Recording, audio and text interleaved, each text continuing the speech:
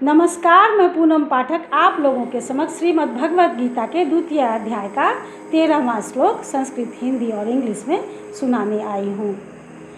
Me, Pradeep Kumar Pathak, reciting the 13th sloka of second chapter of Gita. ओम नमो भगवते वासुदेवाय।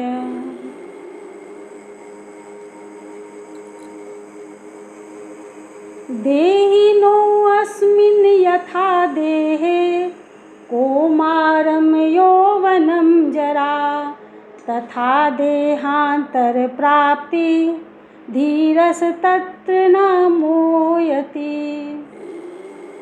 जिस प्रकार शरीरधारी आत्मा इस वर्तमान शरीर में बाल्यावस्था से तरुणावस्था में और फिर वृद्धावस्था में निरंतर अग्रसर होता रहता है, उसी प्रकार मृत्यु होने पर आत्मा दूसरे शरीर में चला जाता है।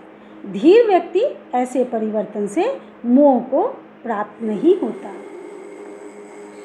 Just as boyhood, youth and old age changes in the physical body do not affect our soul, likewise is the change to another body. Wise men never gets disturbed about this. Dehino asmin yatha dehe proves that soul is separate and the body is separate. The soul is the seer and the body is the seen.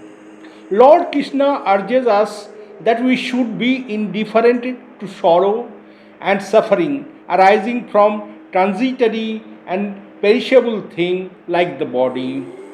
I just deviate from Srimad Bhagavad Gita to Mahabharata's Anushasana Parva. The impression of the previous birth of those who die suddenly continues for some time, but as they grow up, their dream-like old memory is lost. I do not know whether it is acceptable for you, but it is written and just I quote it. Thank you. तात्पर्य: प्रत्येक जीव एक वरिष्ठ आत्मा है। वह प्रतिक्षण अपना शरीर बदलता रहता है, कभी बालक के रूप में, कभी युवा तथा कभी वृद्ध पुरुष के रूप में।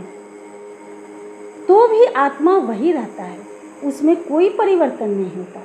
यह वरिष्ठ आत्मा मृत्यु होने पर अंततो गत्वा एक शरीर बदलकर दूसरे शरीर में देहांतरण कर जाता है। चूँकि अगले जन्म में इसको शरीर मिलना अवश्यम भावी है, चाहे वह शरीर आध्यात्मिक हो या भौतिक। अतः अर्जुन के लिए न तो भीष्म न ही द्रोण के लिए शोक करने का कोई कारण था, अपितु उसे प्रसन्न होना चाहिए था कि वे अपने पुराने शरीर को बदलकर नए शरीर ग्रहण करेंगे और इस तरह वे नई शरीर प्राप्त करेंगे। ऐसे शरीर परिवर्तन से जीवन में किए कर्म के अनुसार नाना प्रकार के सुखोपभोग या कष्टों का लेखा हो जाता है।